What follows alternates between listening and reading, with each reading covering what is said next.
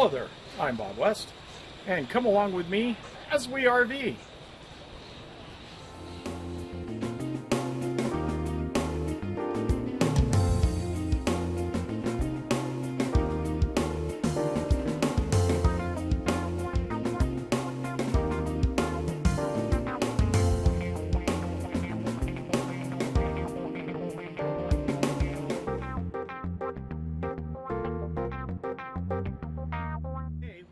Beginner tip called remove before flight.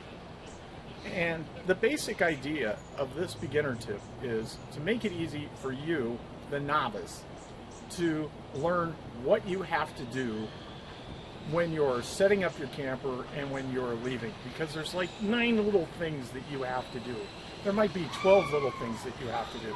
There might be 4 little things you have to do, but whatever those things are is to help train you in a path to make it easy enough to do these little things. And these little things can include things like turning on your propane, putting out your stabilizing jacks, putting up your TV antenna, turning on your hot water heater. And it's hard to do this, and you could make some sort of checklist or maybe a note on your phone, but why would you do that? Because that's what you want to do. So what I came up with, because I was a novice, was the idea of remove before flight. Now, if you hear something behind me, that's because we do all our films on location, and we happen to be at a KOA in Mount Shasta City, California. And so this is a remove before flight tag. As you can see, it says remove before flight. And I got this idea from a military buddy of mine who had a motorcycle, and he used to put a wheel lock on his front tire. And so I said, wow, he would put this little tag on the wheel lock. I said, that's a really good idea. And he goes, look, man, he goes, sometimes you get back to the bike and you're not exactly coherent, and you go to take off and that wheel lock only goes about a foot and then you fall over. And he goes, I didn't want that to happen, so I started using a remove before flight. So what I did is I went on eBay and I found out that you can get these for like 60 cents. And so I bought 10 of them and I numbered them 1 through 10. And so when I first got my first trailer, which was the Coleman, that had a bunch of things to do on it, what I would do is find a way to affix these to all the points that I had to worry about, starting with number 1. And then when I got to number like 7, I would put the rest inside my trailer. Well, the beauty of that was that when I went to leave, I knew, because I already had tag 8 in my hand, that I had 7 items I had to deal with before I took off. So, for example, I might have 4 stabilizing jacks.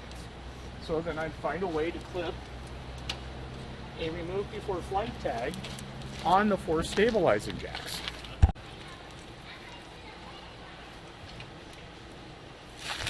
So now when I do my walk around, I have a way to deal with these tags. I know what I'm looking for. I know that I need to have 7 of them before I leave. And there's various things that you can do to these tags. They come with little metal rings on them, as you can see right there, the metal ring. And you can slide that metal ring onto something, or you can clip it onto something using a small paper clip clamp, right? Or you can do something like this and then go about your trailer hooking them up at various points. And we're going to show you where some of those points would be.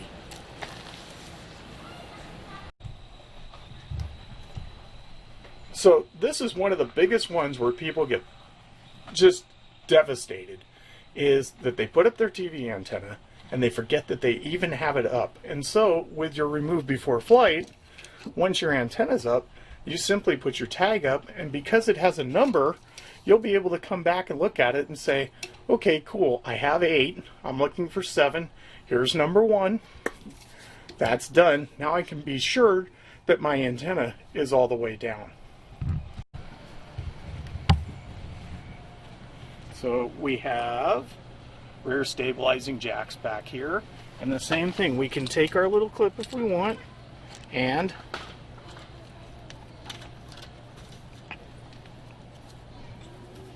affix it to our rear stabilizing jack, and now we're looking for all 4 of these, and we're remembering to do that.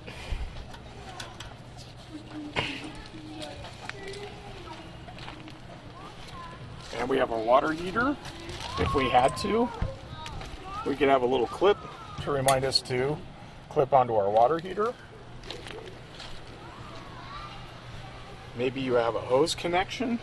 Maybe you have power that you want to deal with. One of my favorites, I've broken this once already, was on my fan. As you can see right here, and that's why I have this particular clip, is so that it clips right on my fan. And you could put one on your power. So eventually, you know that when you're done, you're going to have these in various locations around your trailer, and so that when you're finished, you'll be able to leave and know that everything's secure, because you'll have your pile of remove before flight tags. Now, you're looking at my trailer now, and you're saying, hey man, you're not using these. Well, I still keep them, but I don't use them as much as I used to, because after about the 20th time of using them, I didn't need them anymore. So it's not necessarily something that you have to have. It's just something to help you to start learning how it is to RV and the responsibilities that come with an RV, so that you don't do something that causes you to break your RV. Now, oddly enough though, whenever I put up my TV antenna, I still put one of these over it, because of all the things that I do wrong, and things happen, that's the one that I'll probably forget about. And what's really odd is how many of us use the TV antenna anymore. Like, I'm at a campground right now, and there's not a single antenna up, because there's no TV up here, number one. Number two, they have cable that you can wire in. Number three, most people watch everything off the internet, and bigger trailers have satellite internet connections, or you have local Wi-Fi. So you're probably not even going to use the antenna. But oddly enough, some people still use it for radio stations to get local weather, local sounds, and stuff like that. And when you put that antenna up, it makes a difference to make sure that you're not going to knock it on the way down. So here we are at the KOA, and one of my biggest fears when I was starting out, pulling out my trailer, is that I would forget something. And so now I've had my trailer for 3 years, and the previous one for 1 year, and the one before that, which I totally rebuilt, the El Macho, I had that for a year. But the El Macho wasn't very complicated. The Coleman was complicated, and you can see these trailers behind me. You know, people have like $70,000, $100,000 trailers. Well, and you have kids, and you have dogs, and you have the wife, and you have chairs out like I'm sitting in now, and you have kayaks, and you have pools, and you have everything else. And then you go and you pack all this stuff up, and you jump in the truck, and you're getting ready to roll, and you go merrily along your way thinking everything's fine, and you go 2 feet and realize that you left a stabilizer jack out, and now you've dragged that across the ground and put $5,000 worth of damage on your trailer. The idea is to not let this happen to you. The idea of watching some of these videos and participating in the show with us is to learn these tricks so that you can have a good time, so that you can enjoy the time that you have with your trailer, and when you go home, it'll still be in a reasonably good working condition.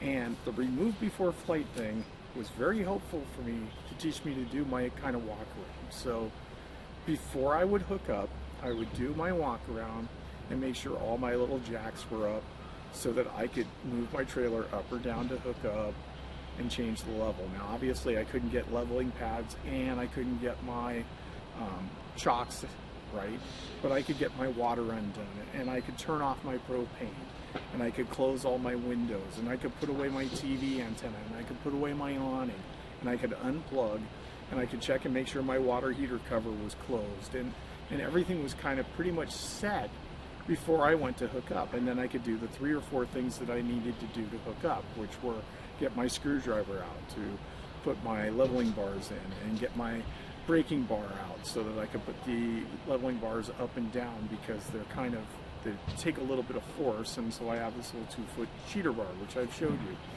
But to make sure all this stuff happens, because when you're getting ready to do that move, that final push to go home or go to the next place or go out for an afternoon or whatever it happens to be, but you're loading up your trailer and you want to go, what you don't want to do is break your trailer. Right? It's just that simple. And hopefully these tips and tricks that I'm teaching will teach you to do things kind of methodically, so when the kids are running around in the background, when the wife is asking you questions, when you're worried that you forgot something, you can hold up your remove before flight tag or your list or whatever it happens to be and go, you know what, I'm good. I'm going down the road and I'm good. And I'm good because I've learned to set my routine and to follow it. So thank you very much. I'm Bob West, and this has been another episode of As We RV.